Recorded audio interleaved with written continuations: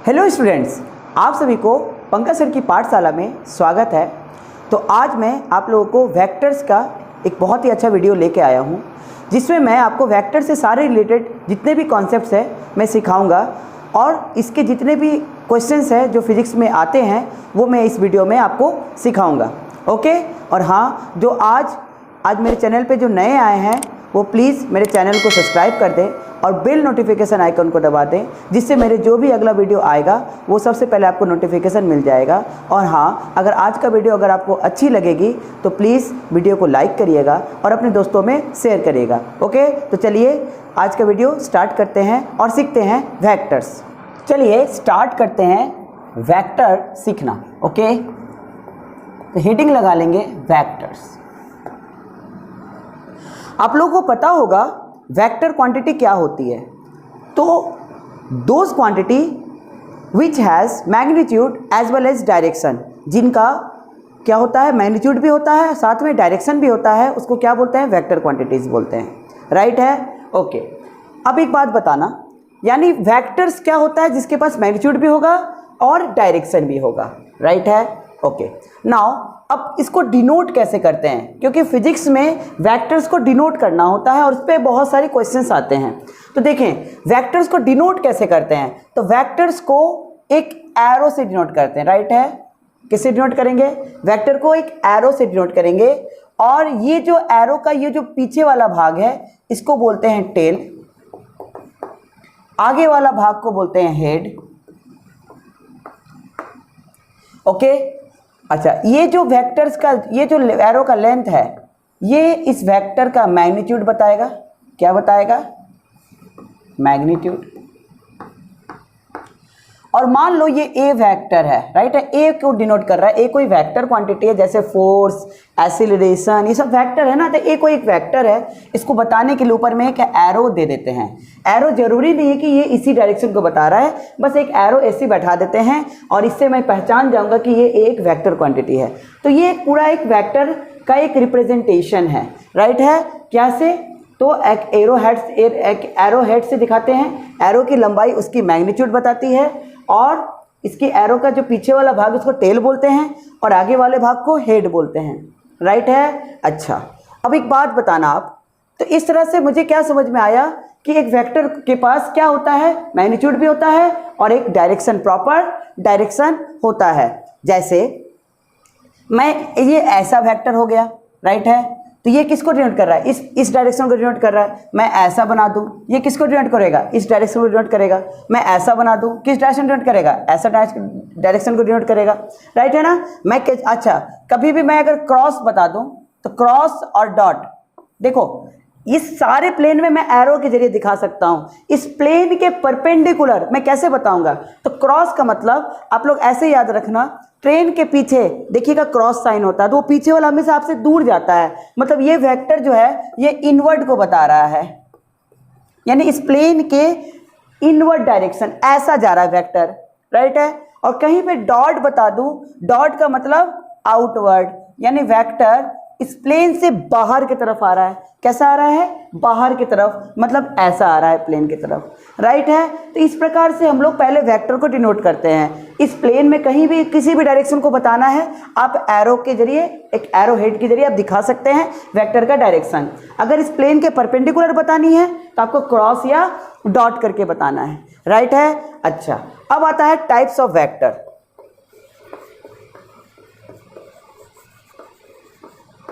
Now vector two types के होते हैं।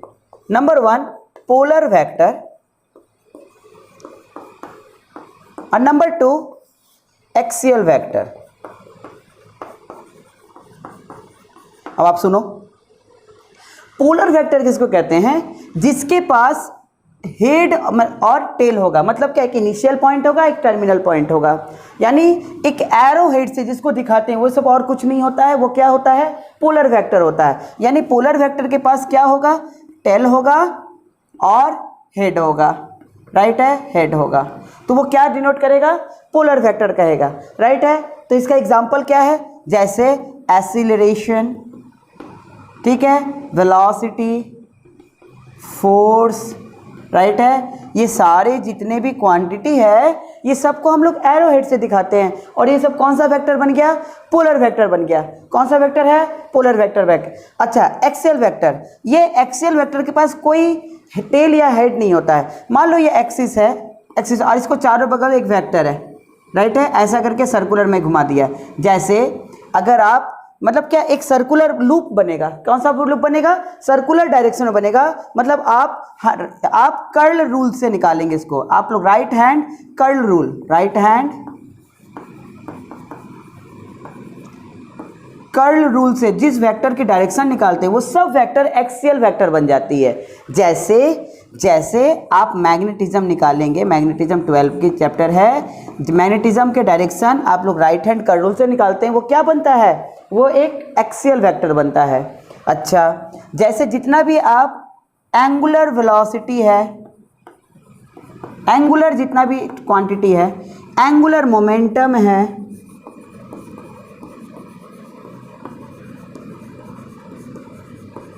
ओके, एंगुलर एक्सीलरेशन है, जितना भी एंगुलर टर्म है वो सब कैसा नेचर के वेक्टर हैं? वे सब एक्सियल वेक्टर हैं। मतलब क्या है? इसके पास टेल और हेड नहीं होगा, मतलब कोई इनिशियल या टर्मिनल पॉइंट नहीं होगा। ओके, तो यहाँ से हमने क्या सीखा कि वेक्टर टू टाइप्स के होते हैं, पोलर वेक्टर और एक्सियल वेक्टर। पोलर वेक्टर के पास क्या होगा? एक टेल होगा, एक हेड होगा। ओके, जैसे एग्जाम्पल क्या है? एक्सेलरेशन, वेलोसिटी, फोर्स, ये सब क्या है? ये सब एक पोलर वेक्टर है। ओके, दूसरा टाइप का वेक्टर क्या है? Axial vector. एक्सियल वेक्टर क्या होती है? इसके पास कोई इनिशियल या टर्मिनल पॉइंट नहीं होता है, कोई इनिशियल या टर्मिनल पॉइंट नहीं होता है। ये क्या होगा? किसी एक्सिस के चारों बगल रोटेट करेगा, किसी एक्सिस के चारों बगल रोटेट करेगा, राइट है ना? ओके, तो इसको हम लोग राइट हैंड कर्ल रूल से निकालते हैं, वो आगे के क्लास में आपको समझ में आएगी। तो राइट हैंड कर्ल रूल से हम इसको निकालते हैं। तो इसके एग्जांपल्स क्या क्या हैं? तो एक्सियल वेक्टर के एग्जांपल्स हैं, जैसे मैग्नेटिज्म निकालेंगे, मैग्नेटिक फील्ड निकालेंगे, मैग्नेटिज्म ना बोल के मैग्नेटिक फील्ड बोल देते हैं, मैग्नेटिक फील्ड बोल देते हैं।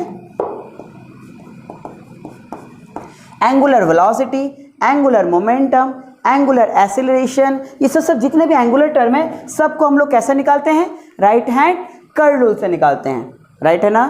तो आपको मोटा मोटी एक वेक्टर का हल्का कॉन्सेप्ट समझ में आ गया कि वेक्टर के पास क्या होता है। उसके पास एक मैग्नीट्यूड होगा, एक डायरेक्शन होगा, और इसको कैसे डिनोट करते हैं? एक एरो से डिनोट करते हैं। कोई वेक्टर को अगर मैं ऊपर में एरो लगा दूं समझूंगा वेक्टर क्वांटिटी। जैसे अगर वेलोसिटी बोलूंगा तो वेलोसिटी वेक्टर डाल दूंगा, एक्सीलरेशन बोलूंगा तो एक्सीलरेशन वेक्टर बोल दूंगा, फोर्स बोलूंगा फोर्स वेक्टर बोल दूंगा, राइट है ना? इस प्रकार से हम लोग एक एरो हेड से इसको डिनोट करते हैं। और क्या सीखा कि वेक्टर को कहीं भी मैं जिस डायरेक्शन मारूंगा उस डायरेक्शन, वो डायरेक्शन उसको बताएगा, और ठीक है। बट अगर इसके परपेंडिकुलर मुझे बतानी है तो मुझे क्रॉस या डॉट से बतानी होती है। क्रॉस का मतलब इनवर्ड डायरेक्शन, डॉट का मतलब आउटवर्ड डायरेक्शन। समझ में आया ना? ओके, तो चलिए इसके आगे पार्ट सीखते हैं। ओके, नाउ अब आप लोग कुछ स्पेशल टाइप के वेक्टर्स को सीखेंगे। तो फ्यू डेफिनेशंस इन वेक्टर्स। ओके, वेक्टर्स में कुछ स्पेशल डेफिनेशंस आते हैं, कुछ टर्म्स आते हैं, उससे आपको समझनी है। अब ध्यान से समझिएगा। नंबर 1 पे आप सीख रहे हैं, okay, unit vector. Very very important concept, unit vector. Unit vector क्या होता है? तो vectors having unit magnitude, vector having unit magnitude and direction, vector having unit magnitude and direction is same as that of the given vector is called unit vector। देखो समझाता हूँ। मान लो ए vector, कोई vector है, आपको पता है कि वेक्टर के पास दो चीज़ होता है, क्या क्या? इसके पास एक मैग्नीट्यूड होगा, तो मैग्नीट्यूड को हम लोग ऐसे डिनोट करते हैं, ए वेक्टर लिख के उसको मॉड डाल देंगे। अभी मैं सब सिखाऊंगा मैग्नीट्यूड कैसे निकाला जाता है। तो मॉड डाल देंगे, यानी इसके पास मैग्नीट्यूड है, यानी एक वेक्टर बस क्या क्या होता है, मैग्नीट्यूड होता है और साथ में उसका डायरेक्शन होता है। तो डायरेक्शन को हम लोग ऐसे करके दिखाते हैं, राइट है। एक बात समझना, इसके पास डायरेक्शन है, मैग्नीट्यूड नहीं। इसके पास मैग्नीट्यूड है, डायरेक्शन नहीं। ये दोनों मिलकर बन गया वेक्टर, राइट है। यानी अगर इसकी मैग्नीट्यूड नहीं है तो मैग्नीट्यूड कितना होना चाहिए, मल्टीप्लाई में है ना, तो यानी इसकी मैग्नीट्यूड 1 होना चाहिए। मैग्नीट्यूड क्या होना चाहिए, 1 होना चाहिए। यानी ये जो टर्म आया, इसी को बोलते हैं यूनिट वेक्टर। यूनिट वेक्टर किसका यूनिट वेक्टर है, ए वेक्टर। तो unit vector of A vector in the direction of, जिसका डायरेक्शन वही है जो ए वेक्टर का है, in the direction of A vector, in the direction of A vector. अच्छा, ये ऊपर में मैंने कुछ लिखा है ना, इसको पढ़ते हैं कैप या कोई हेड भी बोलते हैं। तो इसको क्या पढ़ेंगे आप लोग, इसको पढ़ेंगे ए कैप या ए हेड। जनरली ज़्यादा आसान होता है कैप बोलने में, इसलिए आप लोग बोल देंगे ए कैप, राइट है ना। अच्छा, अब एक बात सुनो, अभी बच्चों को ये डाउट होता होगा कि सर ये यूनिट वेक्टर निकाल क्यों रहे हैं, राइट है। समझेंगे इस बात को। मान लो एक ए वेक्टर इधर है, राइट है, ए वेक्टर का डायरेक्शन ऐसा है, ठीक। मान लो कोई बी वेक्टर है, ठीक, या कोई बी क्वांटिटी है, ठीक है, वो इधर जा रहा है, ठीक है। अब आपसे कोई पूछेगा कि बताओ बी का डायरेक्शन क्या है, तो बी का डायरेक्शन मैंने तो सिर्फ इसकी मैग्नीट्यूड लिखा था, अब मुझे इसको डायरेक्शन बताना है। तो बी का डायरेक्शन मैं ऐसे बोलूँगा, भाई साहब बी का वही डायरेक्शन है जो ए गया है, बी का वही डायरेक्शन है, वो ए गया है। अब मुझे समझ में नहीं आ रहा, मुझे मैथमेटिकली दिखाना है ना इसको, तो मैं कुछ ना करूँगा, इतना बोलने का ज़रूरत नहीं। मैं इसके सामने क्या चिपका दूंगा, एक कैप चिपका दूंगा। मैं इसको चिपकाने से ये क्या फ़ायदा हो गया कि भाई साहब इसके मैग्नीट्यूड में कोई चेंज नहीं आया, बस इसकी डायरेक्शन मैंने वही बना दिया जो ए का डायरेक्शन है, और इसकी मैग्नीट्यूड अभी भी वही है, अभी भी इसकी वही मैग्नीट्यूड जो पहले था। बस इसमें मैंने क्या चिपका दिया, इसमें ये चिपका दिया कि इसका डायरेक्शन वही है जो ए का है। यानी क्या, यूनिट वेक्टर का यूज़ हम लोग क्या करते हैं, जहां पर किसी भी क्वांटिटी का अगर हमको डायरेक्शन बताना है, किसी भी क्वांटिटी का डायरेक्शन बताना है, तो हमको क्या यूज़ करना पड़ता है, यूनिट वेक्टर कॉन्सेप्ट का यूज़ करना पड़ता है। किसका यूज़ करना पड़ता है, यूनिट वेक्टर कॉन्सेप्ट ये का यूज़ करना पड़ता है, राइट है। अब आप लोग कुछ बातें लिखेंगे, तो यहाँ से अगर हम लोग ये यूनिट वेक्टर है, राइट है, तो यूनिट वेक्टर फॉर्मूला क्या आ जाएगा, तो आप लिखेंगे, देखो यहाँ से क्या आ जाएगा, और ये आपका यूनिट वेक्टर का फॉर्मूला बन गया। इसे आप लोग नोट करेंगे, अभी कुछ देर में मैं क्वेश्चन कराऊंगा, राइट है। तो यूनिट वेक्टर फॉर्मूला क्या आ गया, किसी भी गिवन वेक्टर को उसके मैग्नीट्यूड से डिवाइड कर देंगे तो क्या आएगा, यूनिट वेक्टर आएगा, राइट है। नाउ अब आप लोग ध्यान से समझना, नोट करके एक बात लिखिए, नोट। देखो आप ध्यान से, मैं 3 एक्सिस बनाया, ये x, ये y और ये z। आपको पता ही है कि सब एक दूसरे क्या होते हैं, परपेंडिकुलर होते हैं, सारे एक्सिस एक दूसरे के परपेंडिकुलर है। जेनरली मैं x एक्सिस के डायरेक्शन को, कोई अगर x एक्सिस की तरफ गया, उसके डायरेक्शन को मैं i कैप से डिनोट करूंगा। किससे डिनोट करूंगा, i कैप। तो i कैप क्या है, unit vector in the direction of x axis.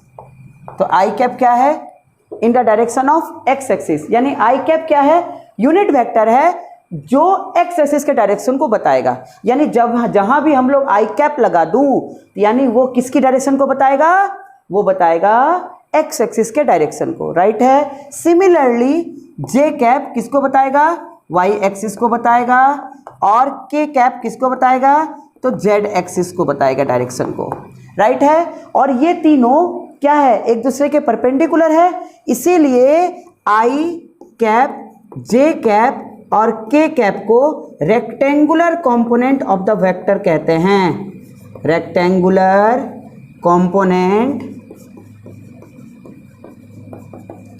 Of the vector कहते हैं। ये क्या कहते हैं इसको? Rectangular component of the vector कहते हैं, राइट है, क्योंकि तीनों जो है एक दूसरे के परपेंडिकुलर होता है, राइट है ना। अच्छा, यानी यहां से मुझे क्या सीखने को मिला कि आई जे के का क्या मतलब है? तो आई जे के और कुछ नहीं है, वो यूनिट वेक्टर बता रहा है, किसका? एक्स एक्सिस का, वाई एक्सिस का और जेड एक्सिस का। आया समझ में? ओके, तो चलिए आगे की कॉन्सेप्ट को सीखते हैं। ओके, अब आपको मैं कॉन्सेप्ट दे रहा हूं, ठीक है, पोजीशन वेक्टर। ये सब कॉन्सेप्ट के बाद ही मैं न्यूमेरिकल करूंगा सबको मिलाकर। Position vector and displacement vector.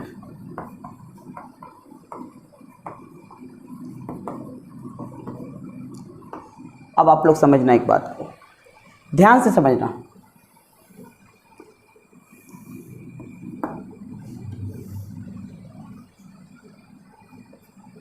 ये एक्स एक्सिस, ये वाई एक्सिस और ये जेड एक्सिस। मान लो स्पेस में, स्पेस मतलब 3D में एक पॉइंट हमने माना, राइट है। मान लो एक स्पेस में हमने एक पॉइंट माना, वो P पॉइंट है। क्या पॉइंट है? P पॉइंट है।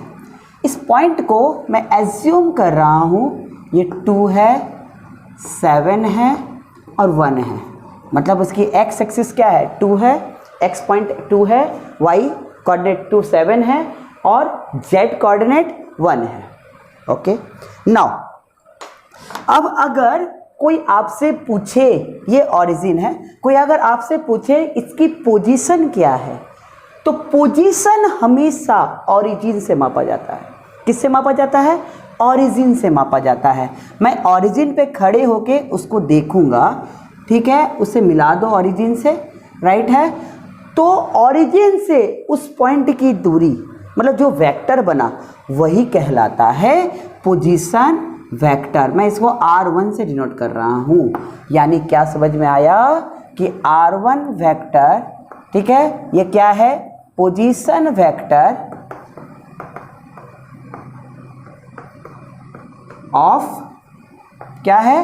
ऑफ पॉइंट या coordinate P, of point P का क्या है? ये पोजीशन वेक्टर है। मैं इसको ऐसे भी लिख सकता हूँ, क्या? OP वेक्टर, ऐसे भी बोल सकता हूँ, राइट है। नाउ अब सुनो एक बात को, अब ध्यान से सुनना। ये 2 किसको डिनोट कर रहा है? तो ये 2 डिनोट कर रहा है किसको? तो ये बता रहा है एक्स एक्सिस को, ये वाई एक्सिस को और ये जेड एक्सिस को। ओके, नाउ अब देखो यहां से, यानी क्या समझे? ये जो R1 कैप है, राइट, अब ध्यान से सुनना, यानी क्या 2 लिखो और ये किसको डिनोट कर रहा है? एक्स को। एक्स की डायरेक्शन के लिए क्या यूज करने बोले थे हमने? यूनिट वेक्टर आई कैप। तो एक्स मतलब 2i कैप प्लस बोलो 7j cap plus 1k cap, 1 को लिखते नहीं है। और इस प्रकार से एक वेक्टर मैंने रिप्रेजेंट कर दिया, और ये जो वेक्टर आया, इसको, इस वेक्टर ऐसे फॉर्म को बोलते हैं कंपोनेंट फॉर्म। क्या बोलते हैं? Component form of vector. यानी आई जे और के के फॉर्म में किसी वेक्टर को अगर रिप्रेजेंट कर रहे हैं तो उसको बोलते हैं component form of vector, right है। और इस प्रकार से पोजीशन वेक्टर मैंने लिख दिया। यानी पोजीशन वेक्टर लिखने में कोई दिक्कत नहीं होती है, बस आपको पॉइंट जाननी है। बस पॉइंट के सामने वो किस एक्सिस को डिनोट कर रहा है, उसके सामने उसका यूनिट वेक्टर चिपका दो, बन गया क्या? Position vector. बहुत आसान है ना। अच्छा, अब आप समझना, मान लो थोड़ी देर के बाद, मान लो कोई पॉइंट P पे था, राइट है ना, थोड़ी देर के बाद वो पॉइंट Q पे आ गया। कहाँ आ गया? Q पे, राइट है। ओके, Q का पॉइंट मैं एज्यूम कर रहा हूँ ये 7 है, 2 है और 5 है। मैं एज्यूम कर रहा हूँ कि Q का कोऑर्डिनेट है 7 2 5। फिर वैसा ही अगर मैं इसको पॉइंट को मिलाऊं, इस पॉइंट को मिलाऊं तो ये किसका पोजीशन वेक्टर बनेगा? ये Q का पोजीशन वेक्टर बनेगा। टाइम समझ में आया ना? ये Q का पोजीशन वेक्टर बनेगा और इसको हम लोग R2 ऐसे करके दिखा रहे हैं। तो फिर बताइए जल्दी से R2 कैप मैं कैसे लिखूं? तो RT वेक्टर क्या बनेगा? 7 I cap plus 2 J cap plus 5 K cap. बहुत आसान है ना? ओके, तो ये जो मैंने लिखा R1 R2 ऐसे जितने सारे बनाएंगे, अगर ऑरिजिन से उसकी वेक्टर को लिख रहे हो तो क्या बनेगा? वो बनेगा पोजीशन वेक्टर, राइट है ना? अब आप ध्यान से समझना इस बात को। अब मैं ऐसा बोलने जा रहा हूँ कि वो कहाँ था? P पे और कहाँ है? Q पे। मैं P से Q को जोड़ने जा रहा हूँ, मैं एरो ऐसे मार रहा हूँ, तो P से Q पे गया तो मैं इसे बोल रहा हूँ इसको PQ वेक्टर। क्या बोलूँगा? PQ vector. या मैं ऐसा बोल सकता हूँ 1 से 2 पे गया, या मैं इसको ऐसा बोलूँगा R12 वेक्टर, राइट है? तो ध्यान से सुनना, ये PQ वेक्टर या R12 वेक्टर ये क्या है? ये कहलाता है डिस्प्लेसमेंट वेक्टर। P से Q पे गया ना, तो इसे कहते हैं डिस्प्लेसमेंट वेक्टर। क्या कहते हैं इसको? Displacement vector. यानी डिस्प्लेसमेंट वेक्टर क्या होती है? तो वो दो पॉइंट के बीच में मापी जाती है, राइट है? अब आप ध्यान से सुनना। मान लो कि तुम कोई पोजीशन पे खड़े हो, मान लो 2 पॉइंट पे तुम खड़े हो, 2 कोई पॉइंट है उस पे खड़े हो, और तुम आगे जाके 10 पॉइंट पे चले गए, कोई 10 एक्सेस पॉइंट पे चले गए, तो तुमने कितना डिस्टेंस ट्रैवल करा? तो तुम बोलोगे 10 - 2, यानी तुम 8 ट्रैवल किए, राइट है? तो कैसे निकाले? फाइनल माइनस इनिशियल, ऐसे तो निकाले। ठीक उसी प्रकार से अगर मैं आपको बोलूं कि PQ वेक्टर कैसे निकालेंगे, तो हम बोलेंगे Q माइनस P। तो Q माइनस P क्या? तो Q है पोजीशन वेक्टर। तो position vector of Q minus position vector of P, ऐसे। यानी कि अगर आपको PQ निकालना है, राइट है, तो Q माइनस P करना है, या और अगर आपको QP निकालना है तो P माइनस Q करना है। या आप लोग ऐसे फॉर्म में याद रखेंगे, अभी मैंने सिखाया, इसको R12 बोलेंगे। अगर R12 कर रहे हो तो R2 माइनस R1 करना है, एक ही बात है, राइट है? यानी क्या? दोनों वेक्टर को, पोजीशन वेक्टर को माइनस करते हैं। 1 2 निकालना है तो 2 1 करो, 1 2 1 निकालना है तो 1 2 माइनस करो। अच्छा, R2 कितना लाया था हमने? R2 लाया था 7 I cap plus 2 J cap plus 5 K cap minus ये लाया था 2 I cap plus 7 J cap plus K cap. अब आप बताओ 7 - 2 क्या होती है? तो 5 I कैप, 2 और -7 तो -5 J कैप, और 5 - 1 तो 4 K कैप, राइट है?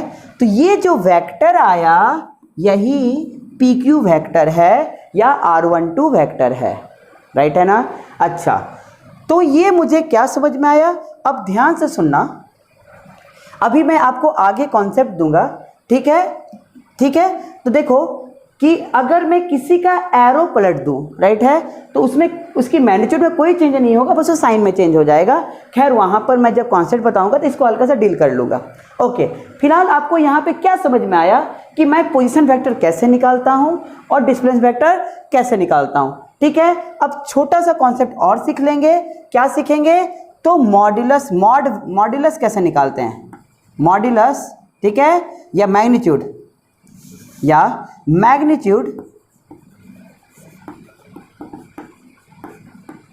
Of a vector. ध्यान से समझना। देखो, एज्यूम करो लेट एक ए कोई वेक्टर है, मैं इसको मान रहा हूँ एक्स आई कैप प्लस वाई जे कैप प्लस जेड के कैप। तो इसका मैग्नीट्यूड, राइट है, आप सिंपल ए वेक्टर का ऐसे लिखेंगे या सिंपली आप ए लिख दोगे, बात वही है, समझ में आएगा। तो मैग्नीट्यूड कैसे निकालना है?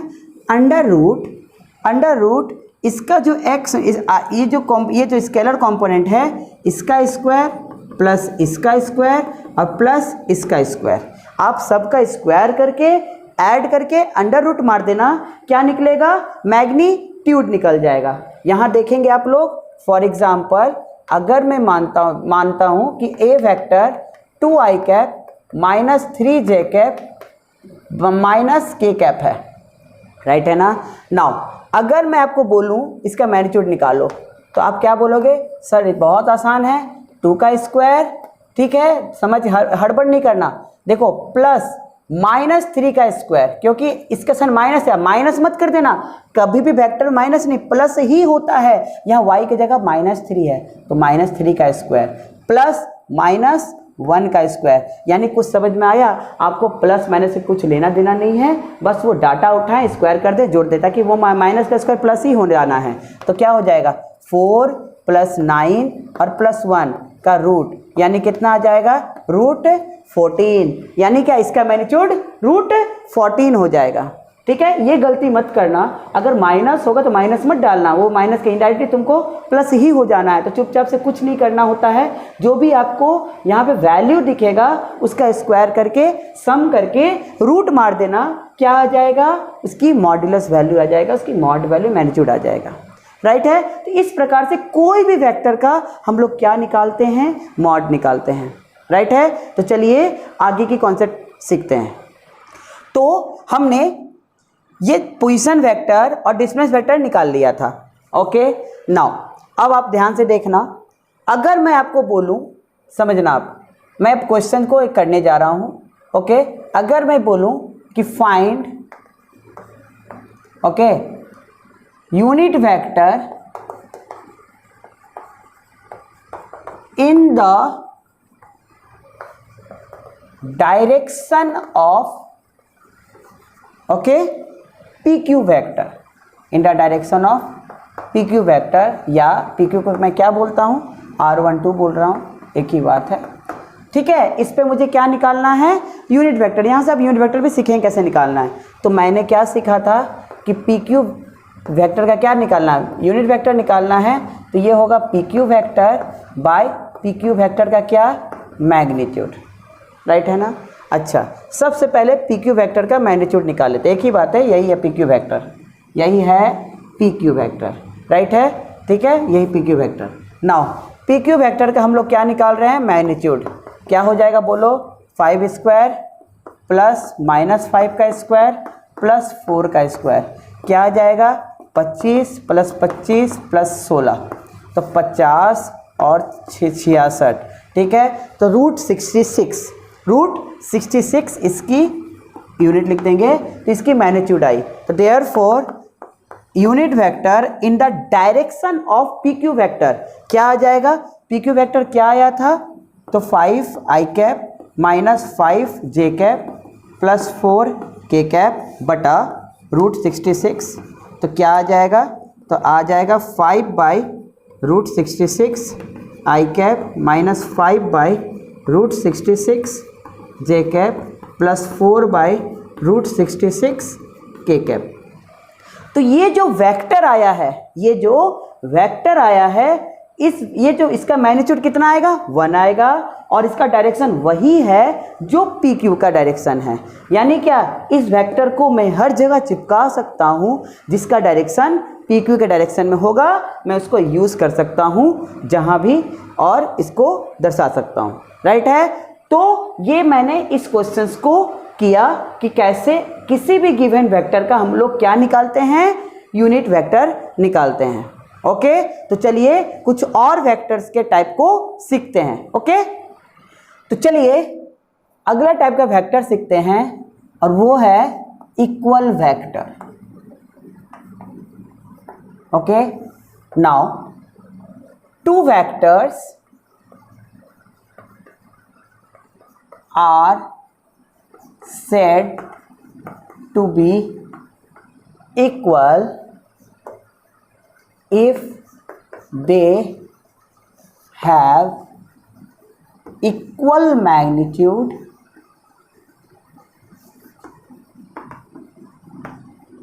and same direction. बात आई समझ में? यानी क्या, कोई दो वेक्टर को इक्वल कब कहेंगे? कि जब उसकी मैग्नीट्यूड भी सेम होगी और डायरेक्शन भी सेम होगा, तभी वो इक्वल वेक्टर बनेगा। फॉर एग्जाम्पल देखो अब ध्यान से, ये दो वेक्टर है, राइट? देखो ए वेक्टर है और बी वेक्टर है। मैं ऐसा बोल रहा दोनों का मैग्नीट्यूड सेम है, तो अब दिख रहा है ना, दोनों का मैग्नीट्यूड सेम है और दोनों का डायरेक्शन भी सेम है, तो ये क्या बन गया? ये दोनों इक्वल वेक्टर बन गया। अब आप एक बात बोलो, ये दोनों राइट है, क्या इक्वल होगा? तो आप बोलोगे नहीं, ये इक्वल नहीं है, क्योंकि मैग्नीट्यूड तो सेम है बट डायरेक्शन सेम नहीं है। तो डायरेक्शन सेम, समझ में आया ना? जब तक नहीं होगा और साथ में मैग्नीट्यूड को भी सेम होना होगा, तभी वो दो, किसी भी दो वेक्टर को आप क्या बोल सकते हो? इक्वल वेक्टर बोल सकते हो। आई बात समझ में? ओके, नेक्स्ट टाइप का है वो है नेगेटिव वेक्टर। ओके, तो वेक्टर्स हैविंग या टू वेक्टर्स हैविंग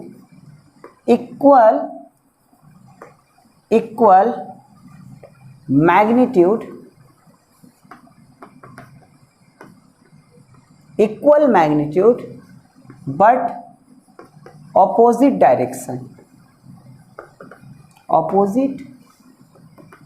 डायरेक्शन। यानी दो वेक्टर जिनका मैग्नीट्यूड इक्वल होगा बट डायरेक्शन ऑपोजिट होगा। समझो पहले आप, है ना? जैसे ए वेक्टर है, राइट? तो अगर मैं इसका उल्टा बनाऊं, राइट है, ठीक है, क्या है? दोनों का मैग्नीट्यूड सेम है बट डायरेक्शन एक दूसरे के ऑपोजिट है, मतलब 180 डिग्री है।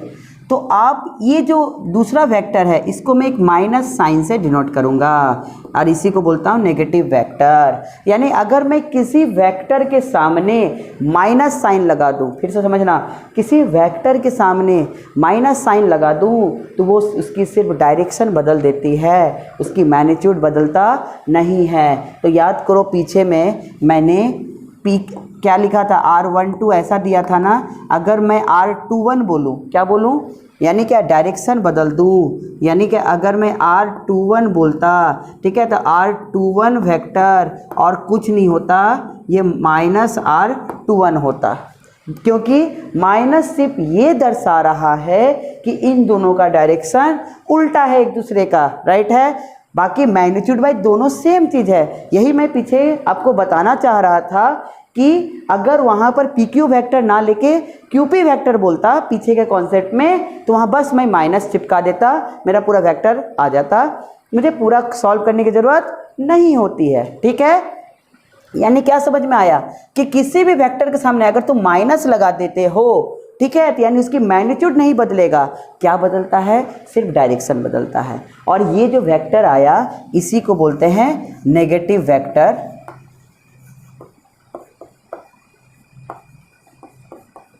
ऑफ, जो वेक्टर दिया है ऑफ ए वेक्टर, राइट है।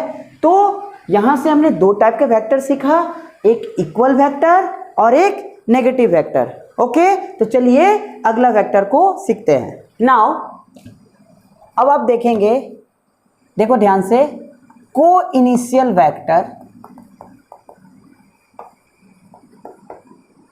एंड को टर्मिनस वेक्टर।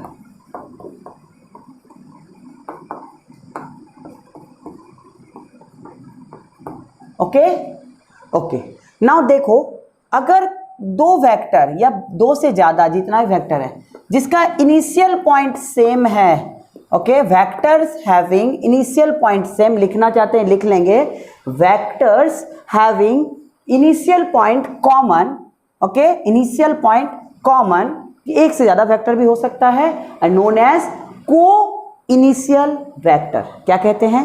को इनिशियल वेक्टर। ठीक इसी प्रकार से vector having same terminal point, vector having same terminal point, उसको क्या बोलेंगे? Coterminous vector. लिख लेंगे, vector having same terminal point is known as coterminous vector. आई बात समझ में? नाउ एक छोटा सा कॉन्सेप्ट है, ओके। नेक्स्ट कॉन्सेप्ट है कोप्लैनर वेक्टर।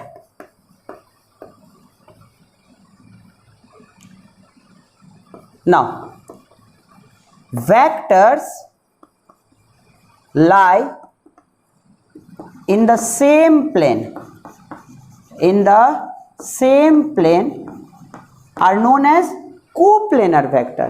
इस बोर्ड के प्लेन में मैं जितने भी वेक्टर जहां बना दूं, जितने भी वेक्टर जहां चाहूं बना दूं, ये सब क्या बनेंगे? ये सब कोप्लैनर वेक्टर बनेंगे। बट वही अगर मैं कहीं पर क्रॉस मार दूं या डॉट मार दूं तो ये कोप्लैनर नहीं है। हाँ, ये आपस में अपने में कोप्लैनर नहीं है, ठीक है। तो नॉट कोप्लैनर। किसके लिए कोप्लैनर नहीं है? इसके लिए कोप्लैनर नहीं है, राइट है। बट आपस में कोप्लैनर है, राइट है।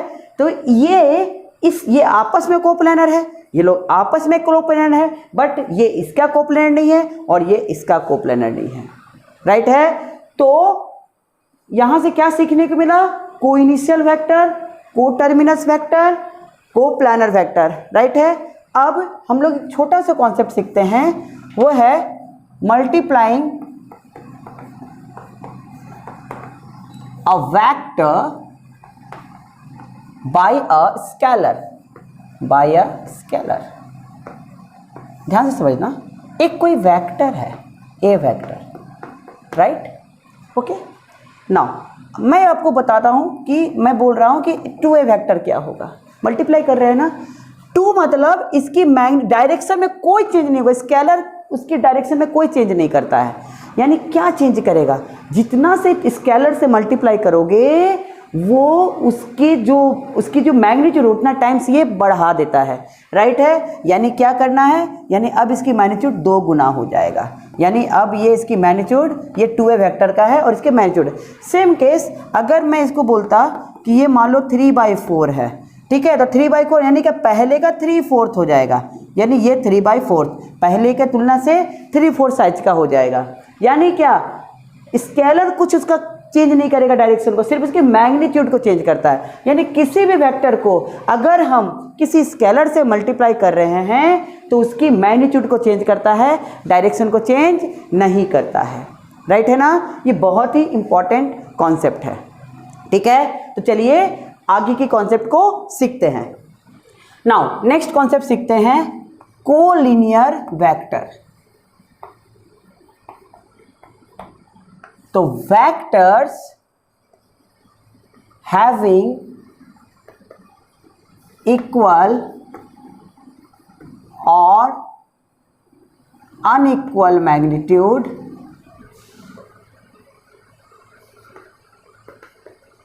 जिसका मैग्नीट्यूड इक्वल या अनइक्वल हो, वेक्टर्स हैविंग इक्वल और unequal magnitude but acting along the same straight line,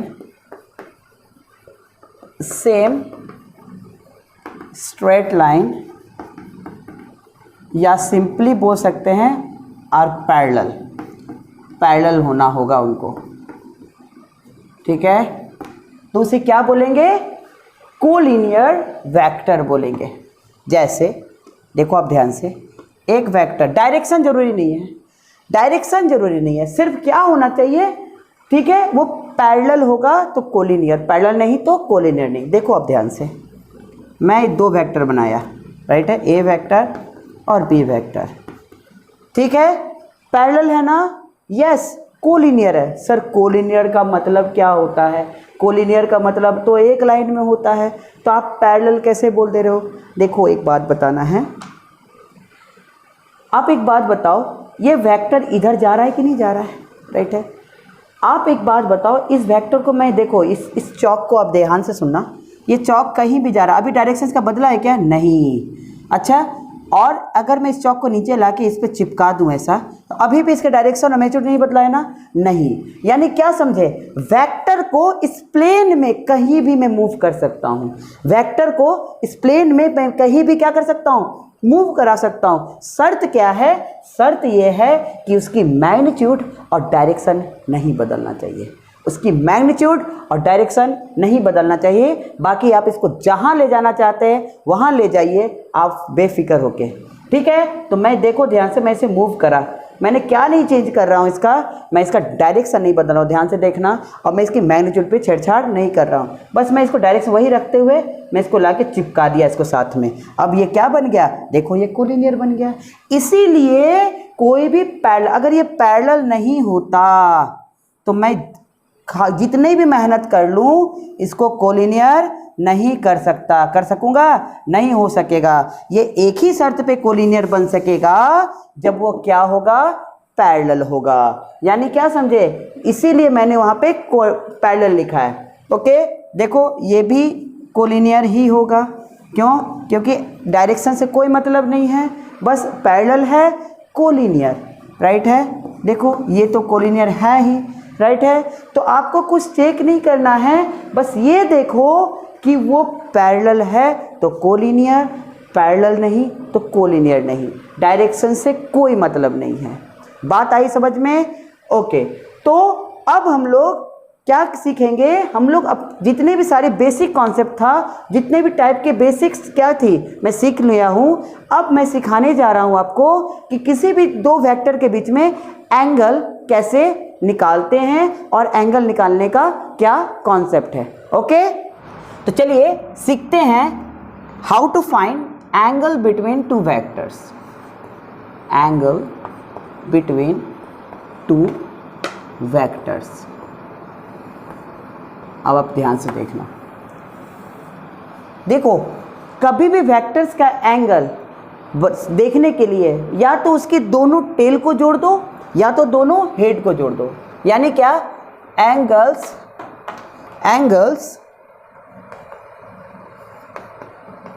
are always measured between two tails or two heads। Angle हमेशा दो टेल या दो हेड के बीच में देखा जाता है। राइट है, मैं देखो ध्यान से दो वेक्टर बना रहा हूँ, एक वेक्टर ए है और एक वेक्टर बी है। राइट, और इसे मैं 120 डिग्री बोल रहा हूँ। राइट है ना?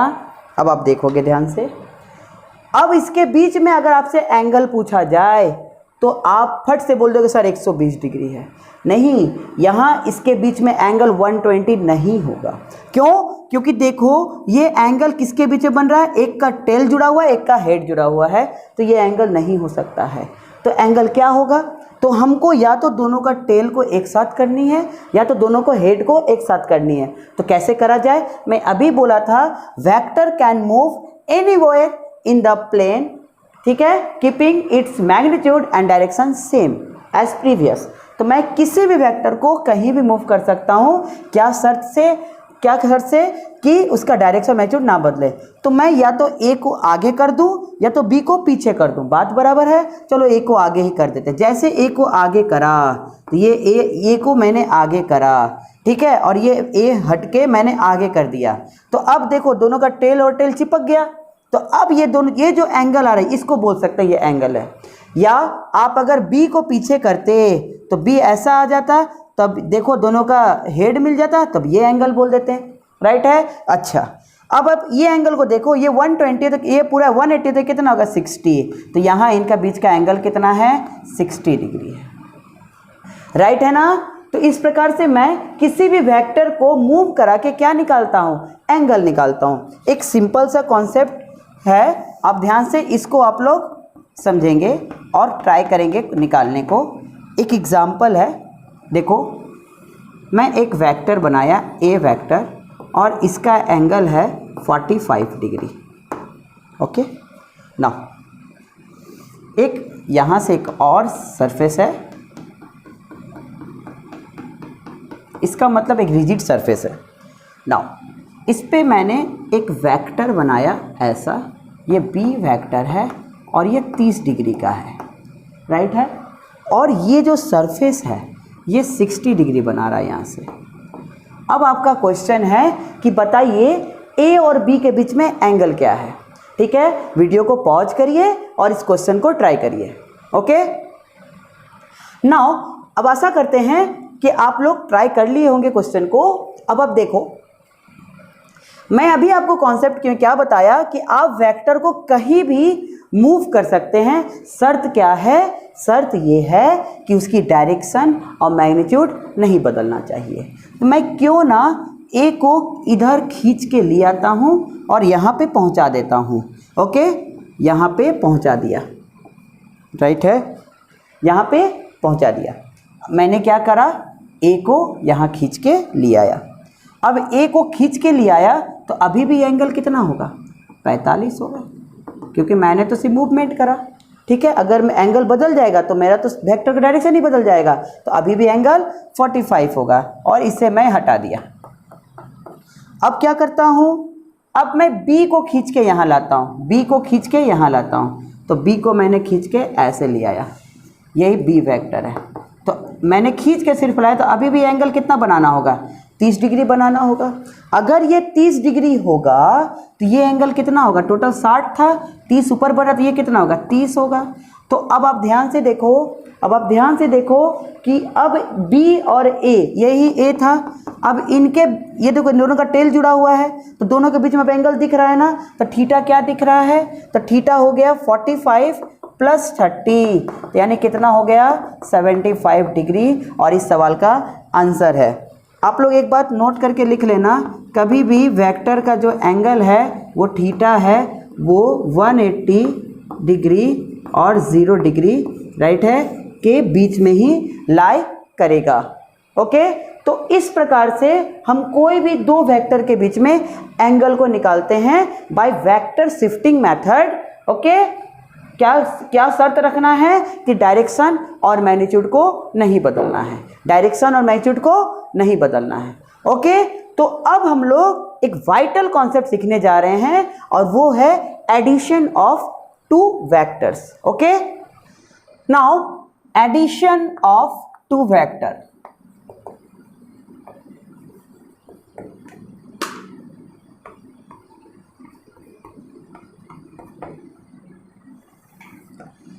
अब ऐसा क्या हुआ कि एडिशन करने के लिए मुझे एक थ्योरी पढ़ना पड़ रहा है। जैसे अगर मैं आप लोग स्केलर में पढ़े हैं कि 2 + 4 क्या हो जाता है? 6।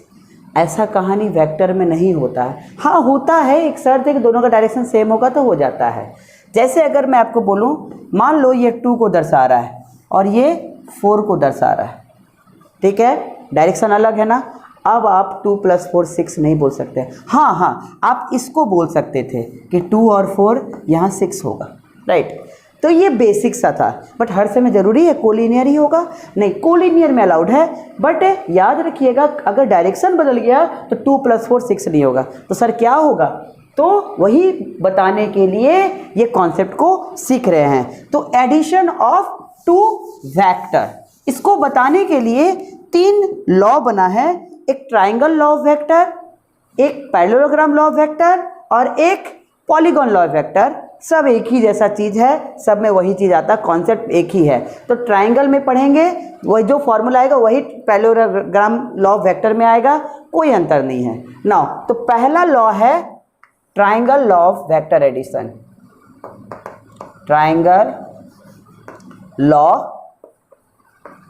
Of vector addition. ये लॉ क्या कहता है? ठीक है, ओके, ऐसे लिखिएगा, when two vectors are represented by the two sides of a triangle taken in the same order,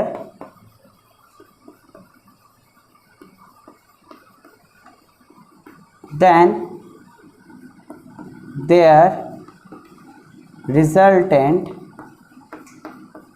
मतलब दोनों का addition, their resultant will be represented by the third side of the triangle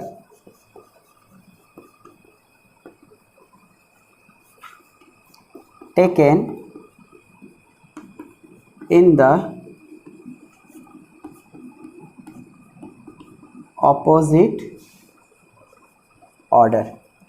समझिएगा, जैसे ए कोई vector है, B कोई vector है, देखो आप ध्यान से, दोनों का ऑर्डर सेम है या नहीं है? यस। और अगर मैं इन दोनों को पॉइंट को मिला दूं तो क्या बनेगा? एक ट्रायंगल बन जाएगा। तो अगर मैं इन दोनों को जोड़ना चाहता हूं तो ये लॉ कहता है कि आप क्या करो, इसके दोनों पॉइंट को मिला दो और इनका जो ऑर्डर है, देखो ऐसा जा रहा था, ऐसा जा रहा था, वापस इसको लौटना चाहिए था, नहीं, अब इसका ऑपोजिट ऑर्डर आप बना दो और ये जो आया इसी को बोलते हैं इसका रिजल्टेंट। और रिजल्टेंट और कुछ नहीं है, दोनों का एडिशन ही होता है। ये एक थ्योरम है, राइट है। तो यानी क्या, किसी भी ट्राइंगल के डायरेक्शन मतलब उसके डायगोनल को अगर मिला देंगे, डायगोनल बोलना मतलब उसके थर्ड साइड को मिला देंगे तो वो इसकी रिजल्टेंट दिखाएगा। सर रिजल्टेंट क्या होता है? समझो एक बॉल है, एक बंदा इसको इधर पुश कर रहा है, एक बंदा इसको इधर पुश कर रहा है। मान लो ये F1 फोर्स से इसको पुश कर रहा है, F2 फोर्स से इसको पुश कर रहा है। आप प्रैक्टिकली बताओ ये बॉल किधर जाएगा? तो आप खुद बोलोगे सर ये बॉल ना इधर जाएगा ना उधर जाएगा, सर ये बॉल ऊपर जाएगा। ऐसा क्यों हुआ? तो यही चीज़ हम लोग कॉन्सेप्ट से निकाल सकते हैं कि अगर एक फोर्स इधर लगा, ना इधर गया ना उधर गया, तो इसके रिजल्टेंट इफेक्ट किधर गया? बीच में गया। यही चीज़ आप लोग निकालना सीखेंगे अभी कि कहाँ जाएगा। तो अभी यही सब थ्योरम लगा के मैं बता सकता हूँ कि इसका रिजल्टेंट फोर्स किधर एक्ट होगा और ये बॉडी किधर जाएगा। ओके, तो यही चीज़ यहाँ पे लिखी हुई है कि किसी भी दो वेक्टर को अगर ट्राइंगल के दोनों साइड से रिप्रेजेंट करेंगे और इसकी ऑर्डर सेम होगी तो उसके थर्ड साइड को उसके एडिशन को बताएगा और उसकी ऑर्डर उसके ऑपोजिट होगा। यानी इन दोनों का कॉम्बाइंड इफेक्ट ना इधर होगा ना इधर होगा, जब बल्कि इधर होगा, राइट है। यही बता रहा है triangle law of vector addition. Okay, ठीक है। तो अब इसका डेरिवेशन करते हैं। ओके, तो अब हम लोग रिजल्टेंट का फॉर्मूला डिराइव करने जा रहे हैं। किसी भी दो वेक्टर का एडिशन करते हैं तो क्या फॉर्मूला लगता है। ओके, नाउ अब देखो, अब ध्यान से, मैंने क्या बनाया था? ए वेक्टर ऐसा बनाया था, बी वेक्टर ऐसा बनाया था, राइट है, और इनका रिजल्टेंट यही था या नहीं था? ये आर वेक्टर, राइट है। क्या है? A vector plus B vector. Okay, now ये ए वेक्टर है, ये बी वेक्टर है। ओके, मैं इसे नाम दे रहा हूँ ओ पी क्यू। अब आप देखो, यहाँ ओ पी को बढ़ाया सीधा और यहाँ से एक परपेंडिकुलर प्लॉट कर दिया। क्या प्लॉट किया? परपेंडिकुलर प्लॉट करा, 90 डिग्री यहाँ लिख दिया। ओके, नाउ इसे एन बोल दिया। अब आप लोग ध्यान से देखो, अब यहाँ पे मैं एंगल लिख रहा हूँ थीटा और मैं बोल रहा हूँ ये थीटा और कुछ नहीं, ए और बी का बीच का एंगल। अभी जस्ट समझाया ना एंगल में कि ये एंगल ये नहीं होता जबकि यही होगा एंगल। तो थीटा क्या है? Angle between A vector and B vector. Okay, now अब देखो, इस आर वेक्टर का मैग्नीट्यूड से हम लोग आर ऐसे लिखेंगे। आर सिर्फ लिख दूंगा मतलब ए ओ क्यू का मैग्नीट्यूड है। अगर मैं ए लिख दूंगा तो समझना ए का मैग्नीट्यूड है, और बी लिख दूंगा तो बी का मैग्नीट्यूड। मैं इसे बता नहीं रहा, मतलब ये लिख आप समझ जाओगे। नाउ अब आप ध्यान से देखना, in triangle P Q N, उसमें अगर हम कॉस थीटा लिखना चाहें तो कॉस थीटा क्या होता है? बी बाई एच, आधार बटे कर्ण, ठीक है। तो बी मतलब पी एन, ये बी बाई एच क्या होगा? P Q.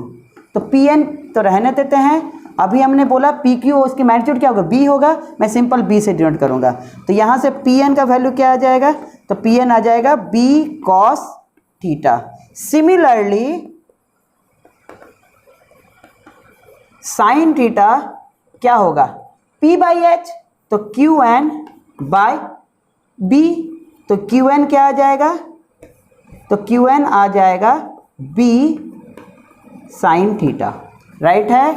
Now in triangle, in right angle triangle, in right angle triangle O Q N, observe करना, मैं क्या बोल सकता हूँ, पाइथागोरस थ्योरम लगा सकता हूँ या नहीं लगा सकता हूँ, यस बिल्कुल लगा सकता हूँ। क्या होगा, ओ क्यू का square is equal to O N का स्क्वायर प्लस क्यू एन का स्क्वायर, बोल सकते हैं। ओ क्यू क्या है, आर है, आर स्क्वायर, ओ एन क्या है, O P plus P N है, O P plus P N का स्क्वायर, अब प्लस क्यू एन का स्क्वायर। ओ पी कितना है, ए है, और पी एन क्या है, बी कॉस थीटा है, इसका स्क्वायर है, और क्यू एन क्या है, बी साइन थीटा का स्क्वायर है, राइट है। नाउ इसको ए प्लस बी का होल स्क्वायर में तोड़ो, तो A square plus B square cos square theta plus 2ab cos theta plus B square sine square theta. अब देखो इन दोनों को मैं एक साथ कर दिया, ओके, तो क्या आएगा, तो देखो यहाँ से आएगा A square plus 2ab cos theta, और यहाँ से बी स्क्वायर कॉमन ले लो, तो क्या बचेगा, sign square theta plus cos square theta. और अब ट्रिगोनोमेट्री पता है ये आइडेंटिटी होता है, इसकी वैल्यू 1 होता है, तो यानी यहाँ से आर स्क्वायर क्या बन के निकला कि A square plus B square plus 2ab cos theta. और हम लोग आर निकालने के लिए क्या करना पड़ेगा, प्लस माइनस नहीं लगाना, क्योंकि ये मैग्नीट्यूड हमेशा प्लस होता है, इसलिए प्लस ही लेंगे। तो A square plus B square plus 2ab cos theta, और ये क्या बन गया, ये बन गया रिजल्टेंट का फॉर्मूला। यानी जब भी किसी भी दो वेक्टर को ऐड करना है तो ये फॉर्मूला लगाया जाता है, जहाँ ए बी इसकी मैग्नीट्यूड को दर्शा रहा है और थीटा इसके बीच का एंगल को दर्शा रहा है, राइट है। अब आप लोग ध्यान से देखना, मैं ये रिजल्टेंट और ए के बीच का एंगल को अल्फ़ा बोल रहा हूँ, क्या बोल रहा हूँ, अल्फ़ा बोल रहा हूँ। अब आप लोग एक छोटी सी कॉन्सेप्ट को ध्यान से देखेंगे, ये मैं अल्फ़ा निकालने जा रहा हूँ, ओके। नाउ अब आप लोग देखेंगे, अगर मैं इस ट्राइंगल में, ट्राइंगल ओ क्यू एन में मैं tan अल्फ़ा लिखना चाहता हूँ, तो tan अल्फ़ा क्या होगा, p बाई बी, मतलब Q N by O N. तो बताओ क्यू एन क्या लाए थे, क्यू एन लाए थे b साइन थीटा, और ओ एन क्या लिखे थे, a plus B cos theta. तो इस प्रकार से आप लोग tan अल्फ़ा निकाल सकते हैं और एंगल भी बता सकते हैं कि बेस से कितना एंगल पे ये रिजल्टेंट वेक्टर जाएगा। अब आप लोग कैसे याद रखेंगे, देखो ये अल्फ़ा किस पे है, ए पे है, वो अकेला रखना। अब दूसरा वो जो वेक्टर है वो इसके साथ जाएगा, देखो tan है, ऐसे ऊपर साइन नीचे कॉस, साइन बाई कॉस का tan होता है, ऐसे याद रख सकते हैं। यानी क्या, अगर मान लो यहाँ b होता और यहाँ a होता, तो यहाँ b लेते हैं और यहाँ a ले लेते हैं और साइन और कॉस डालते हैं, राइट है। तो इस प्रकार से किसी भी वेक्टर का हम लोग एंगल भी निकाल सकते हैं और उसकी मैग्नीट्यूड निकाल सकते हैं, एंगल निकाल सकते हैं और मैग्नीट्यूड निकाल सकते हैं, राइट है। तो चलिए कुछ छोटा सा केस कर लेते हैं, ठीक है। तो चलिए केस 1 करते हैं। When two vectors are in same direction, दोनों का डायरेक्शन क्या है, सेम है, यानी कोलिनियर है। इस केस में थीटा क्या लेंगे, 0 डिग्री। तो आर बराबर क्या होगा बोलो फॉर्मूला में, A square plus B square plus 2ab cos 0, और कॉस 0 1 होता है, इसीलिए फॉर्मूला हो जाएगा A square plus B square plus 2ab, और इसका अंडर रूट, यानी क्या हो जाएगा, a प्लस बी का होल स्क्वायर का अंडर रूट, मतलब a प्लस बी। तो रिजल्टेंट क्या हो जाएगा, ए प्लस बी, और ये मैक्सिमम होता है, यानी मैक्सिमम वैल्यू किसी भी रिजल्टेंट का कब होगा, जब दोनों का मैग्नीट्यूड को जोड़ दो, यानी जब वो कोलिनियर होगा तो वेक्टर्स क्या होते हैं, ठीक है, वो मैक्सिमम वैल्यू होता है। ठीक, केस 2 दूसरा कॉन्सेप्ट, ठीक है, when two vectors are in opposite direction, कैसा होगा, ऑपोजिट डायरेक्शन, अगर दोनों का डायरेक्शन कैसा है, ऑपोजिट है, तो थीटा कितना लेंगे, 180 डिग्री लेंगे। अगर थीटा 180 डिग्री होगा तो कॉस 180 डिग्री होता है -1। अगर आप यहाँ पे कॉस 180 डिग्री बैठाएंगे और ठीक वही फॉर्मूला लगाएंगे तब आ जाएगा a माइनस बी। आप लोग एक मॉड डाल देना, क्योंकि आपको ये नहीं पता है कि a बड़ा होगा कि b बड़ा होगा मैग्नीट्यूड में, इसीलिए आप लोग सीधा कर देना a माइनस बी, जो भी आएगा डिफरेंस ले लेना दो वेक्टर का। अगर दो वेक्टर का डिफरेंस ले लेना है तो जब भी कभी भी ऑपोजिट होगा तो इसको बोलते हैं क्या, ये मिनिमम वैल्यू है, ठीक है, ये क्या होगा, मिनिमम वैल्यू होता है। देखो मैं समझाने की कोशिश कर रहा हूँ कि मान लो एक वेक्टर ऐसा लग रहा है, एक वेक्टर ऐसा लग रहा है, ये ए है ये बी है, तो नेट वेक्टर क्या हो, एक आदमी इसको पुश कर इधर भी पुश कर रहा है, तो ये दोनों को ऐड होकर पुश हो, कोई फोर्स लगा रहे हो, मान लो ये डस्टर है, मैं इसे पुश कर रहा हूँ और एक दो फोर्स इसको लगा, तो एडिंग होगा कि नहीं होगा, एक इसको खींच भी रहा मैं पुश भी कर रहा हूँ, तो इसको नेट ऐड हो जाएगा। और ठीक उल्टा एक इधर से पुश कर रहा है इसको और मैं इधर से पुश कर रहा हूँ, दोनों का डायरेक्शन क्या है, ऑपोजिट है। अगर डायरेक्शन ऑपोजिट है तो क्या हो जाएगा, मेरा दोनों का फोर्स माइनस होगा और वो उधर मूव करेगा जिधर फोर्स ज्यादा होगा। अगर वो उधर से ज्यादा पुश कर रहा हो तो मैं इधर जाने लगूंगा और मैं इधर से ज्यादा उधर जाने, बट इसका डिफरेंस में जाएगा, यानी वही बात है, अगर दोनों ऑपोजिट में है तो उसका डायरेक्शन वही होगा जो बड़ा होगा, तो जो बड़ा फोर्स होगा उसी डायरेक्शन की ओर जाएगा, राइट है ना, यही ये बताना चाह रहा है। और थर्ड पार्ट है, थर्ड केस है केस 3, थीटा अगर 90 डिग्री है, मतलब जब दोनों वेक्टर एक दूसरे के परपेंडिकुलर है, तब आपको क्या करना है, cos 90 कितना होता है, 0 हो जाएगा, cos 90 पूरा टर्म खत्म, इसलिए r सिर्फ बचेगा √a² प्लस b², राइट है ना, a² प्लस b²। बात आई कि नहीं समझ में, ओके। तो ये सारा बेसिक कॉन्सेप्ट है किसको, वेक्टर को, क्वेश्चन को डील करने के लिए, ओके। तो आशा करते हैं आज का वीडियो आपको अच्छा लगा होगा और अगले वीडियो में मैं इसका जो भी इसका न्यूमेरिकल पार्ट है मैं उसे लेके आऊँगा, ओके। तो अगर आपको आज की वीडियो अच्छी लगी है तो वीडियो को लाइक करिएगा और अपने दोस्तों में शेयर करिएगा, और आज नए आए हैं मेरे वीडियो पे तो मेरे चैनल को सब्सक्राइब कर दें और बेल नोटिफिकेशन आइकन को दबा दें, जिससे जब भी मैं इसका अगला वीडियो डालूंगा, बस जल्दी ही डालूंगा, ठीक है, तो आपको सबसे पहले नोटिफिकेशन मिल जाएगा, ठीक है। तो तब तक के लिए बाय, टेक केयर।